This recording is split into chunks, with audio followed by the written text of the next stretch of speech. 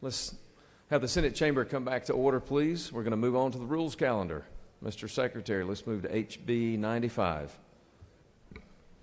House Bill 95 by Representative Knight of the 134th and others, a bill to be entitled an act to amend Title 48 of the Official Code of Georgia Annotated, relating to revenue and taxation so as to revise the terms Internal Revenue Code and Internal Revenue Code of 1986 and thereby incorporate certain provisions of the federal law into Georgia law.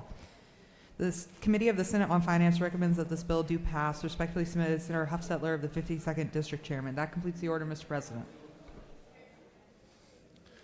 Thank you, Madam Secretary. The chair recognizes the senator from the 4th to present the bill.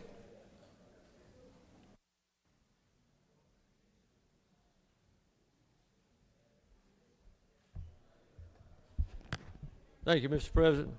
This is a very simple tax bill. As y'all know, every year we have to do certain provisions in Georgia to adhere to certain changes by the Internal Revenue Service, and this is one of those. So House Bill 95 is adherence to the change in the 1986 Internal Revenue Code for provisions for two tax bills that were passed last year and signed by President Biden. One was Inflation Reduction Act on August 16th, 22nd, and Consolidated Appropriations Act signed by President Biden on December 29th, 22nd. These bills are revenue neutral. Mr. President, I will yield a well and ask to vote green. Thank you. Thank you, Senator. You have no questions.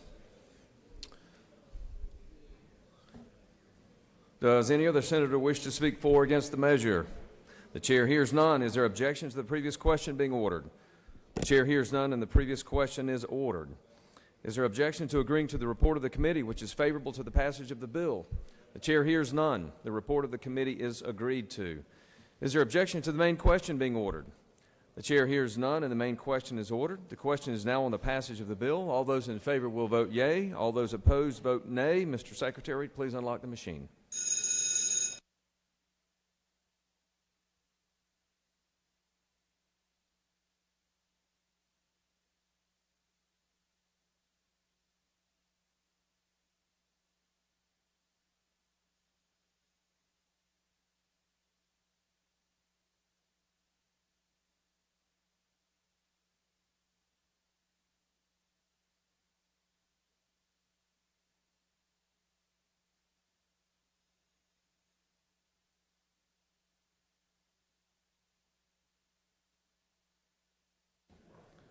Chair recognizes the senator from the 48th. For what purpose do you rise? Thank you, Mr. President. I am asking for unanimous consent to excuse the senator from the 49th for business outside the Capitol. That request is out of time, Senator, but thank you. Thank you.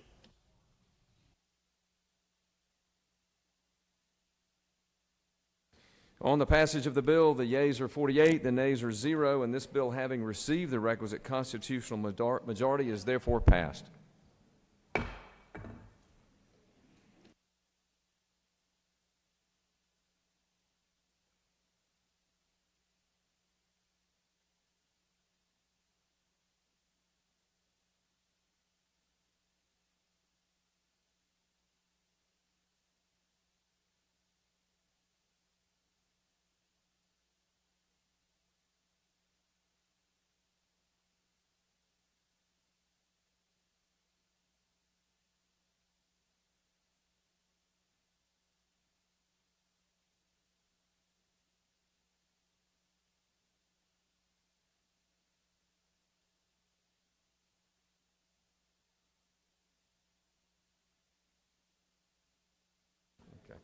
All right, moving on down to the last bill on the rules calendar, HB 129. Madam Secretary, please read the caption. House Bill 129 by Representative Hong of the 103rd and others, a bill to be entitled an act to amend Chapter 4 of Title 49 of the Official Code of Georgia Annotated, relating to public assistance so as to expand temporary assistance for needy families, eligibility criteria to pregnant women, to revise definitions, to repeal provision relating to the elimination of increment in benefits. The Committee of the Senate on Children and Families recommends that this bill do pass. Respectfully submitted, Senator Kirkpatrick of the 32nd District Chairman. Senator Moore of the 53rd offers the following amendment, Amendment 1, to amend House Bill 129 by removing Section 7. That completes the order, Mr. President. Thank you, Madam Secretary. The chair recognizes the senator from the 3rd to present the bill.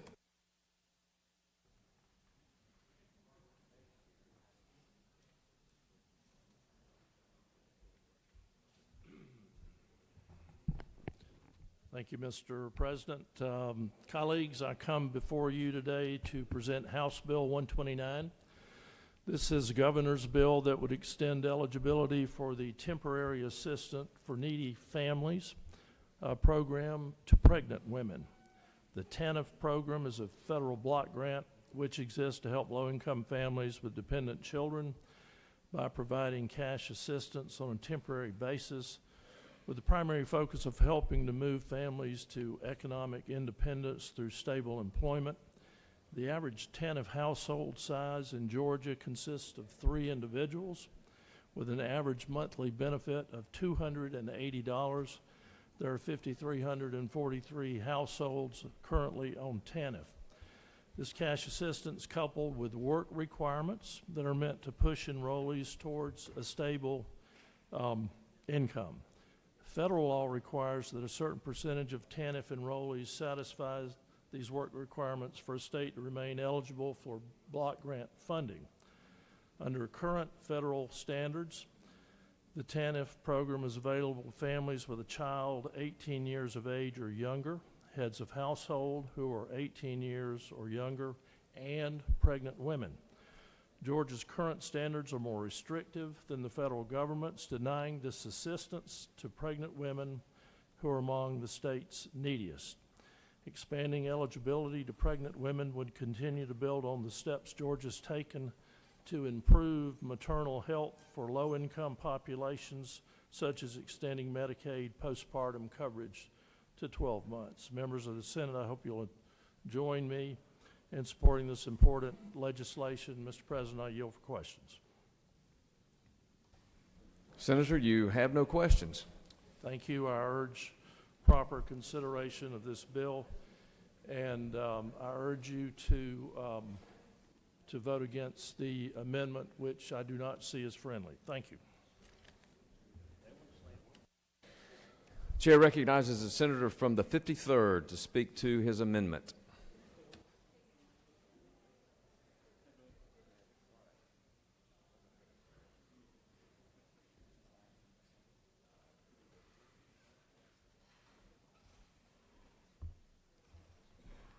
Thank you, Mr. President. I offer Amendment 1 today, recognizing what this bill does and the great intentions that it has. But when TANF was originally created, the legislature put some requirements in there.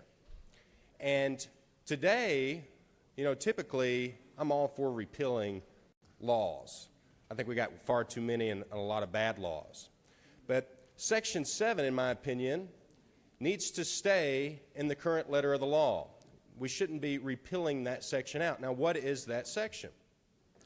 Well, currently in TANF, if a person is on TANF for more than 10 months and becomes pregnant, the gestation period is 9 months, so that's where the 10 months comes in, they will not be eligible to receive the incremental increase in the TANF benefit.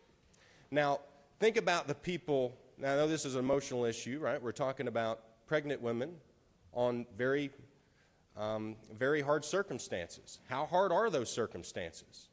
Well, they have to qualify for TANF, a net wealth of not more than $1,000. They have to have a monthly income of not more than $800. Can you imagine? I don't think any senator in this room has ever lived in that type of circumstance, and if you have, I would encourage you to come up here and testify to it. So by removing that, if someone's living in that situation and they are to get pregnant, I feel that by removing that in Section 7, that we're only going to incentivize more people to take advantage of the system. And I don't feel comfortable with state dollars going to incentivize more children in that type of situation. And that's why I offer this amendment, Mr. President, and I yield for any questions. Senator from the 19th. Thank you, Mr. President. Senator, you yield? Yes, sir. Senator, about 4 years ago, we passed a bill in this building. I don't remember if you were in the House at the time or not, about heartbeat.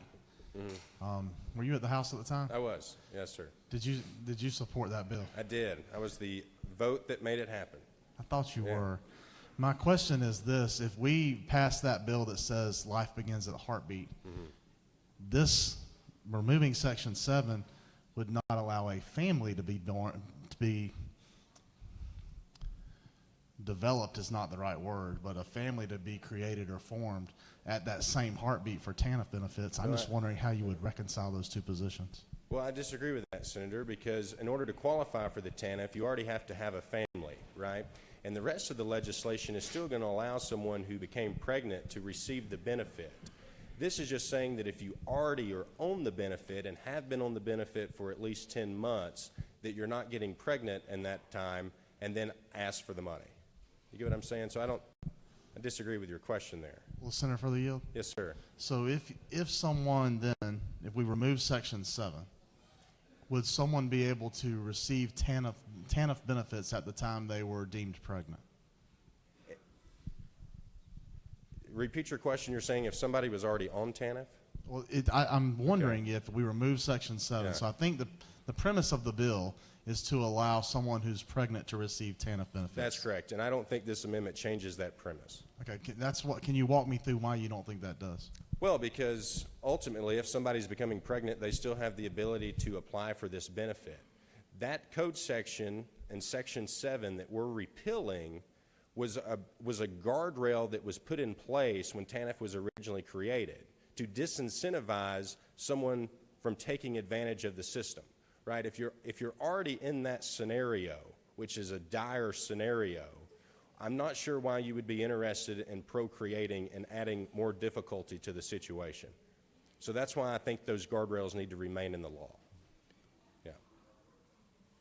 Mr. President, I'd yield for any questions, and if there are none. You do have a couple questions. All right. Senator from the 30th, you wish to rise? Thank you, Mr. President. Senator, will you yield? Sure. Because I'm not following that logic trail at all. You find somebody, as you referred to it, in a dire situation. That's right. And then you're assuming that they've made themselves a baby factory to earn a minimum amount of money per month is how you've kind of come across there. Okay, well, yeah. So let me finish my question. Okay. So in that dire situation, Yeah. your solution is to take the money from them in that dire situation? No, sir. Is that to teach them a lesson? No, I think you're misconstruing my point in this amendment. If you're in a dire situation, you have $1,000 as your net wealth, okay, and the total benefit is $200, you're now increasing your net wealth by 20% in this TANF benefit. So if you're living in that situation, don't you think that would be an incentive if you could increase your net wealth by 20% on the government take? So, Senator, just one last question. How much money do I have to make before it's acceptable for me to have a baby? I think every member and every citizen has a right to have a baby whenever they want. But for government money to be subsidizing this in this type of situation, I don't think is the proper role of government, and that's why I offer the amendment. You're welcome to vote against it. Senator from the 36th, you rise for a question. Thank you, Mr. President. Does the senator yield? Yes, ma'am. So you, am I understanding correctly, you actually believe that women get pregnant for the sole purpose of increasing their income, and that's why you've got to strike this? That's why you've got to keep this Section 7 in there? No, ma'am. That's not at all what I believe. I think if I'm not stepping over a line, I think that is the implication of your explanation of why we should deny an increase in benefits when someone has another child. Well, Senator, I believe when this was originally debated in a legislature, this legislature at some point agreed on these being parameters. And I'm assuming that was probably in a much more conservative legislature than what we have today. Is there such a thing? I would say so. Well, I was here when this pen was put to paper on this, and I would, isn't it true, disagree with you. But you do understand that the implication of, well, not the implication, the impact of what you're doing is that second child that a woman would have, she's already in a TANF eligible situation, but that there would be no increase in benefits, although she has an additional child to clothe, to feed, to educate, to rear for 18 years or more, and yet no increase in the benefit level. Good luck, lady. Do that on the little tiny little benefit that you already were getting. That's the message that you're sending? No, ma'am, I don't think that's the message I'm sending. What is the purpose, right? Temporary, that's the first letter of the acronym, right? Temporary. This type of assistance should be temporary, right? It should be a leg up to move forward in society. But if we remove this guardrail, that's not giving incentive to move up, right? I'm not following, isn't it true? And additionally, are you aware of the statistic that 1/2 of the pregnancies are unintended pregnancies that occur with females? I'm not aware of that statistic. Yeah, that stat, you can Google it. Now, I wonder if you put that stat, Senator, with those who are receiving this benefit, do you think 1% of those are unplanned if the stat runs true? I'm sorry, I don't follow you. But I said 50% of pregnancies are unintended. Okay. Unintended pregnancy. Yeah, if the senator so speaks. But you're going to take a punitive measure. Well, if you and- define and- it, and Senator, as a and punitive penalize that woman measure, is it not? because she has a pregnancy. That's what I'm understanding you to say is a desirable If you're outcome. defining it as a punitive, then would the contrary not be an incentive to have the pregnancy? If you're defining it as I'm a going to punitive. take my seat because people Okay. around me are getting quite upset. They don't think this is going in a good direction. Isn't it true? Okay.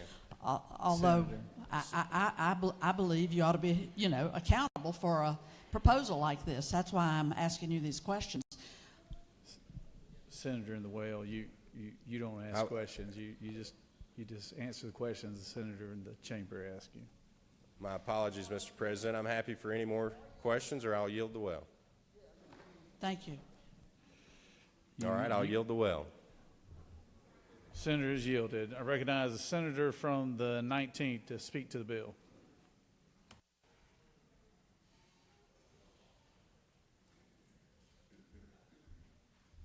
Thank you, Mr. President. I actually speak to the amendment. I understand where the senator from the 53rd is coming from, and I agree with him, and I appreciate his desire to not only protect taxpayer funds, but also to make sure we're not providing perverse incentives. And I think he's coming at that from a truly noble position. But I think this chamber has also already spoken. We spoke 4 years ago. We said that we believe that heartbeat began life. And if you still take that position, or if you believe you should support families, then you're going to have to reject the senator from the 53rd Amendment. So I'd ask you to reject the amendment and support the underlying bill. Thank you, Mr. President. I yield the will. Senator from 31st would speak to the bill.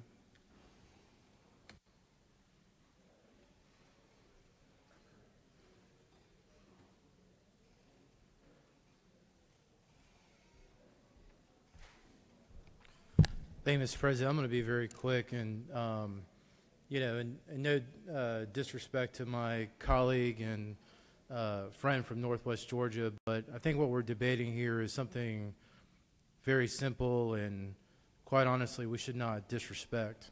TANF is made to help working individuals through all circumstances of life, and if we have a family individual, single mom who's pregnant, or anything of such a nature, and this individual is trying to make a better self for their life, earn a wage, and be successful to take care of that newborn, which in my party, at least for me, I am pro-life, but to take away any supports, I think that that individual is working very hard at a very low rate of income coming in the door, at least where I come from, is morally wrong. So I think the opportunity here is not just vote down this amendment, but I also believe that as leaders we have a due diligence and need to stand for, and I get where he's coming from, but philosophically I don't think that's the right thing to do. I don't know that it's even conservative, but I also believe, too, that individuals who want to be successful, no matter their state of life, of where they're at, that we do everything we can to make sure that they have that opportunity. We don't write federal laws in this building, and if we want to change federal laws, I suggest we contact our congresswoman or our U.S. senators or the President of the United States. But I think for somebody who wants to work under all circumstances of life to make sure a newborn has success, then that is what we should do. Mr. President, I yield the will. Thank you, Senator. Does any other senator wish to speak for or against the measure? Chair hears none. Is there objection to the previous question being ordered? Chair hears none, and the previous question is ordered. Close the debate. You want to close debate, Senator? You want to close debate? You'll waive? Okay. The question is on adoption of Amendment 1. Adoption of Amendment 1, authored by the senator from the 53rd. Is there objection to the amendment? Objection to the amendment. All those in favor of the amendment signify by voting yes. All opposed, no. Secretary, unlock the machine.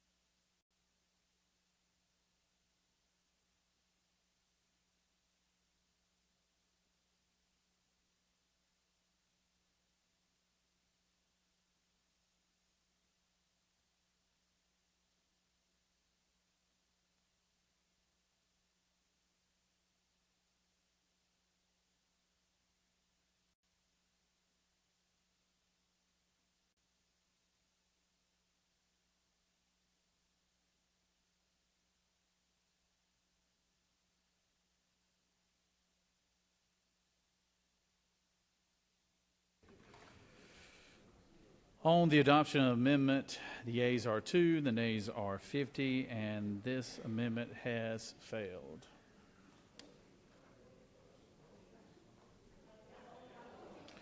Is there objection to agreeing to the report of the committee which is favorable to the passage of the bill? Chair hears none. The report of the committee is agreed to.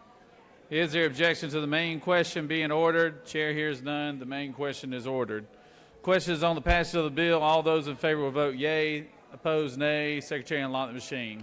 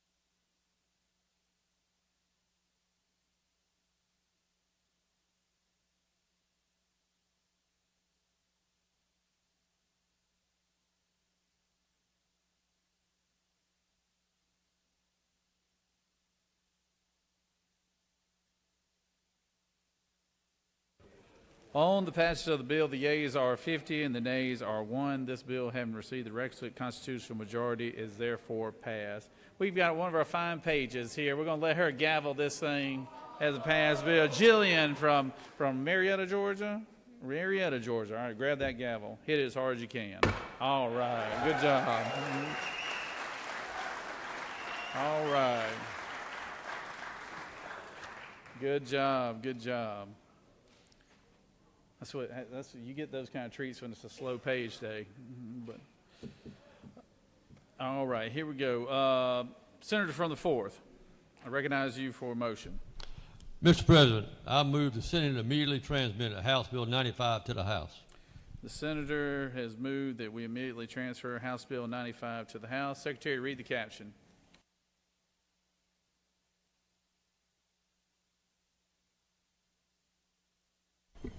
House Bill 95 by Representative Knight of the 134th and others, a bill to be entitled an act to amend Title 48 of the Official Code of Georgia annotated relating to revenue and taxation so as to revise the terms Internal Revenue Code and Internal Revenue Code of 1986 and thereby incorporate certain provisions of the federal law into Georgia law. That completes the order, Mr. President. Is there objection to the motion from the senator from the 4th? State your inquiry. Mr. President, why are we sending this back to the House? That is a wonderful question, but this is the bill that did not get transmitted. It got transmitted here, and now we're sending it back to them. So it's a House bill, so we got to let them take care of it. And they're going to send it to the governor's office from there. I greatly appreciate your question, though, Senator. Is there objection to the motion? Without objection, the motion is granted.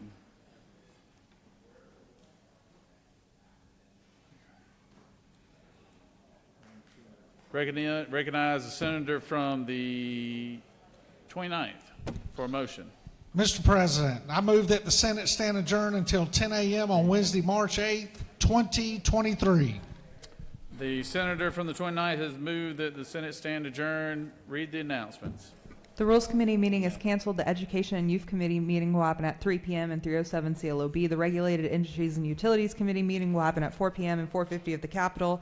The Health and Human Service Committee meeting will happen at 5 p.m. and 450 of the Capitol. That completes the order, Mr. President. All right. The whip, the majority whip has moved that Senate stand adjourned until 10 a.m. Wednesday, March 8th. All those in favor of the motion signify by saying aye. All those opposed, no. The ayes clearly have it. We're adjourned.